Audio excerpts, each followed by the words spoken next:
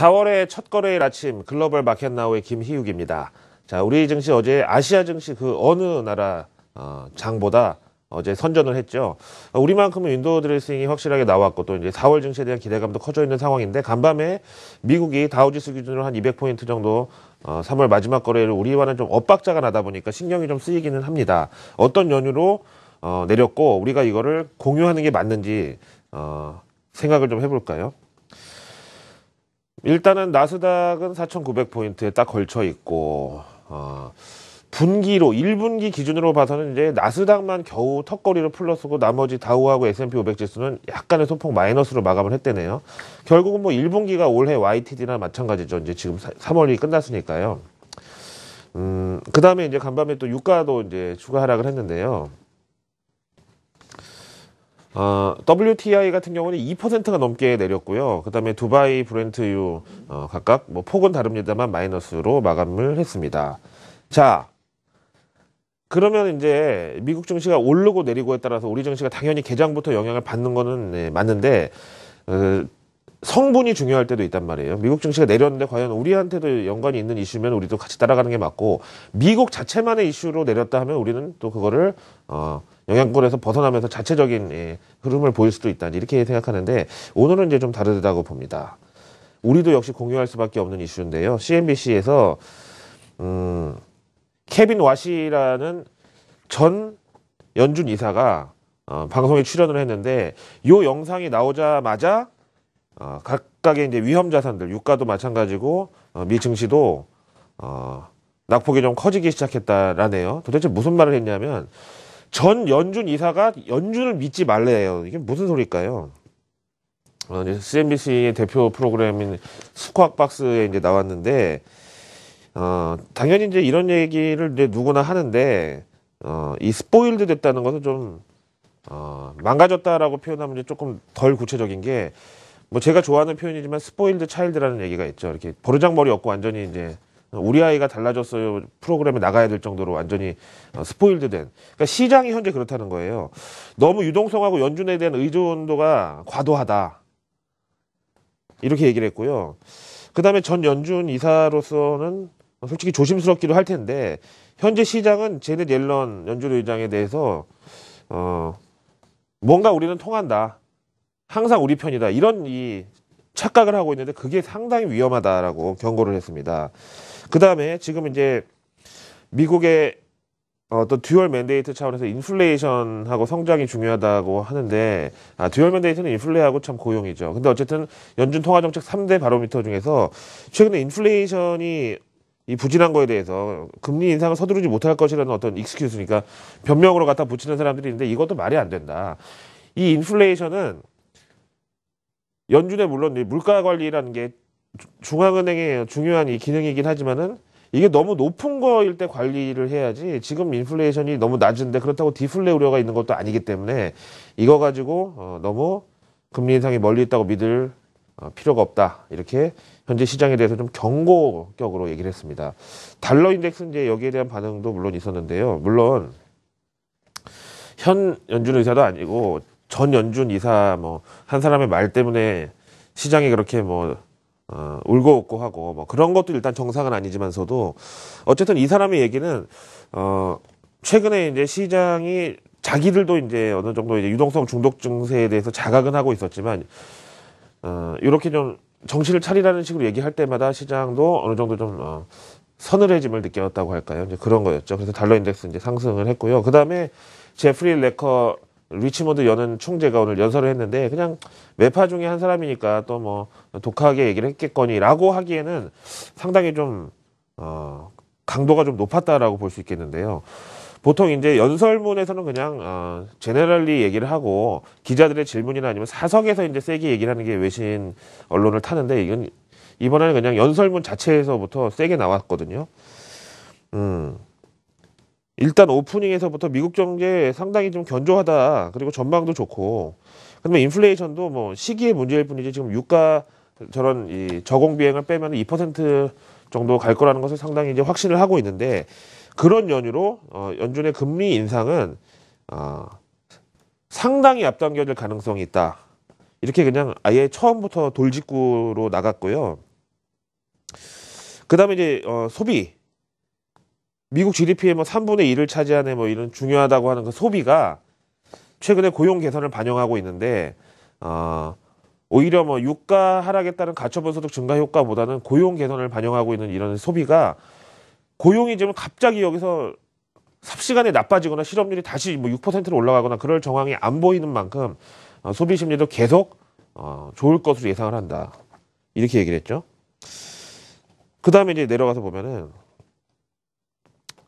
오늘 연준 이사도 그렇고 이 제프리 레커도 그렇고 뭐 아예 뭐 마음을 먹고 나왔는지 어쨌는지는 모르겠지만 지금 현재 시장은 프라이싱 돼 있다고 어떤 걸 선반영하고 있냐면 올해 하반기 금리 인상을 반영하고 있다. 뭐 미디어도 마찬가지고 뭐 시장 언론 투심 다 그렇지만 마이 오운 뷰는 뭐냐면 4월은 조금 시기상조라고 하더라도 일단 현재 지금 기준금리가 현실적으로 너무 낮다. 미국 경제의 어떤 이 현재 동향을 봤을 때 0에서 0.25% 사실상 이 제로금리가 지금 말이 안 된다고 생각한다. 그러면 금리 인상 시점은 4월은 조금 급진적이고 6월이면 적당하다. 이렇게 아예 그냥 시기를 갖다 못 박았는데요. 그냥 6월이면 적당하다고 했으면 좋은데 4월을 얘기하면서 이거는 조금 급진적이니까 6월에 하자 이렇게 얘기하니까 이것도 역시 좀 저 사람이 좀 무슨 근거로 저렇게 얘기를 하나 어디서 뭐 들은 게 있나? 이런 좀 두려움을 줬다는 거죠. 그래서 오늘 이래저래 이제 달러 강세가 나왔던 날이었고 물론 지난 3월 FMC 직전에 달러 인덱스가 100을 찍고 나서 그때 한번 슈팅하고 그 뒤로 이제 하락 추세로 다시 꺾이긴 했지만 오늘 같은 날 달러 인덱스가 오르면서 증시가 꺾이는 이런 위험자산 회피, 안전자산 선호 요게 나왔던 날이었다 이렇게 보겠습니다. 그 다음에요. 앞에서 말한 소비 심리는 앞으로도 계속 유지될 것이다. 진짜 그랬나 봐요. 오늘 이것도 역시 장단을 맞춰준 펀더멘탈 지표 중에 하나였는데요. 컨퍼런스 보드의 소비자 신뢰지수 보시겠습니다. 100이 넘어갔어요. 101.3이 나와가지고 예상치 95.5를 뭐 아주 여유 있게 비팅했고요. 2월 결과도 96.4에서 98.8로 대폭 상향이 됐습니다. 컨퍼런스 보드 측에서는 이것도 역시 고용 안정성 그리고 소득 증가에 대한 어떤 자신감을 반영하면서 소비자들의 심리가 강화된 것이다. 이렇게 얘기가 나오고 있고요. 여기서 지금 파란 선이 소비자 신뢰지수고 회색 이 막대 그래프가 소매 판매거든요. 당연히 그러면 소비 심리가 올라가면서 소매 판매가 따라줘야 되는데 최근에 이런 괴리 현상은 도대체 뭐냐. 여기에 대해서 좀 생각을 해볼 필요가 있다고 보고요. 어쨌든 소비자 신뢰지수는 거의 뭐 사상 최고 수준까지 올라가 있는데 소매 판매가 따라오지를 못하고 있는 이런 현실은 확인을 좀 해봐야 된다. 다음에 이제 제조업 지표 하나 보겠는데요. 시카고 PMI라고 해서 시카고는 오바마 대통령의 정치적 고향이기도 하고 우리나라로 치면은 저 포항처럼 이제 중공업 그리고 전통 이 제조업체들이 많이 몰려 있는 지역입니다. 시카고 PMI 보실까요? 이건 또 너무 안 좋게 나왔어요. 이제 모든 PMI가 그렇지만 50을 기준선으로 해서 경기 확장 국면이냐 둔화 추세냐 이렇게 이제 판단이 되는데 3월 결과가 46.1 나와가지고 50 밑에 떨어졌고요.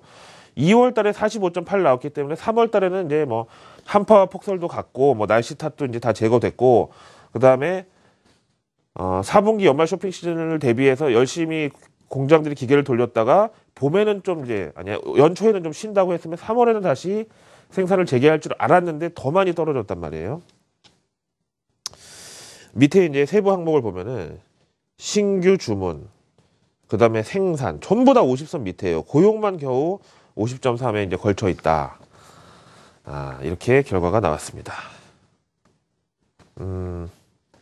그러니까 이제 시장이 악재보다 싫어하는 건 불확실성인데 앞에서 보신 대로 연준 관계자들의 저런 좀 매파적인 코멘트 더하기 그 사람들의 얘기가 틀렸다. 믿을 필요 없다라는 어떤 경제 지표가 나왔으면 좋은데 이것도 아니고 저것도 아니고 또 그 사람들 말이 맞는 것 같기도 하고 막 이런 이제 지표들이 앞으로 이제 계속 되겠지만 이런 연준 기준금리 인상을 앞두고 있는 어떤 이제 본인들 내 마음 속에서도 나 혼자도 이제 이쪽으로 갔다 저쪽으로 갔다 이제 헷갈리는 이제 그런 투심 속에서 이제 3월 마지막 거래일 그리고 1분기 마감을 겸손하게 끝냈다는 거죠 미국에서요. 자, 그 다음에 이제 나라 밖의 이슈를 한번 보죠. 어차피 뭐 미국 얘기도 우리 나라 밖이지만 미국에서 봤을 때 월가 나라 밖의 얘기요. 뭐 그리스 최악의 시나리오는 뭐 한두 번 본 것도 아니라서 사실은 크게 뭐 아이 캐칭한 건 아니죠. 최악의 시나리오는 뭐 유로존 탈퇴해가지고 러시아하고 손을 잡는 거 정도. 이제는 우리도 뭐 다 알고 있는데 그게 아니라 돈이 바닥나가지고 무슨 소요 사태가 일어나고 이제 이렇게 가는 게 최악의 시나리오라고 얘기를 하고 있고요. 지금 보시다시피 IMF 상환일이 4월 9일인데 그 전에 이미 그리스는 현금이 바닥날 것이다. 이렇게 얘기가 나오고 있고요. 그렇다면은 지금 보시는 대로 7월, 8월 이때가 뭐 ECB에 갚아야 될 돈도 있고 대규모 상환을 앞두고 있기 때문에 4월에 현금이 바닥나는 것은 어떻게 떼온다고 해도 앞으로는 이제 진짜 이게 시작이다. 이렇게 얘기가 나오고 있고요. 만약에 그럴 경우에 그리스에서 취할 수 있는 조치는 뭐냐면은 과거 키프로스 사태 같은 캐피탈 컨트롤 요걸 할 수가 있는데 이게 이제 여기 나온 대로 ATM에서 1인당 100유로 이상 못 찾게 하는 거. 우리 돈으로 한 돈 10만 원 정도. 그 다음에 이제 유럽처럼 국경의 의미가 거의 뭐 우리 충청도에서 전라도 넘어갈 때처럼 형식적인 이제 그런 환경에서 국경 수비대가 일일이 소지품 검사해가지고 1만 유로 이상 반출 못하게 막는 거. 그 다음에 수출입 업자들도 일종의 보증금을 이제 넣어야 환전이나 송금을 가능할 수 있게 하는 이런 식인데 이제 이거를 현재 그리스 좌파 정부에서 밀어붙일 경우에 민심이 과연 수긍을 할 수 있겠는가. 여기에 대해서 뭐 얘기를 하는 거죠.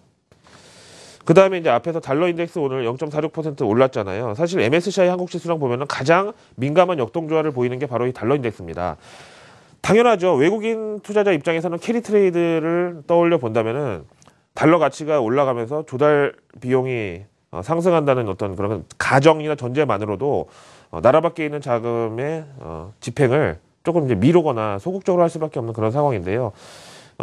외국인 투자자들 뭐 오늘 뭐 그렇다고 당장 순매도로 대량 코스피 지수를 팬다라기보다는 기계적으로 오른 달러 인덱스만큼 기계적으로 그들도 비중 축소로 대응을 할 것이 가능할 수도 있다. 그렇지만 이제 연준 출구 전략을 너무 체감을 크게 한다고 보기에는 미 10년물 국채 금리는 그냥 오늘 2% 미만에서 여전히 그냥 안정 추세를 이어가고 있고 3월 FOMC 앞두고 한번 이것도 2.2%까지 슈팅을 했었지만 그 뒤로는 그냥 안정권이라는 거. 그래서 이제 오늘 앞에서 말씀드린 대로 기계적인 비중 축소는 있으되 연준 금리 인상을 이제부터 본격적으로 시작하자 해가지고 팔 걷어붙이고 자금을 회수해가는 그런 건 아직까지는 아니다. 이렇게 보고요. MSCI 한국 지수도요. 미국 증시 낙폭보다는 적지만 어쨌든 앞에서 보신 달러 인덱스와 철저하게 같은 폭의 역동조화가 나왔다는 점을 보시면 되겠습니다.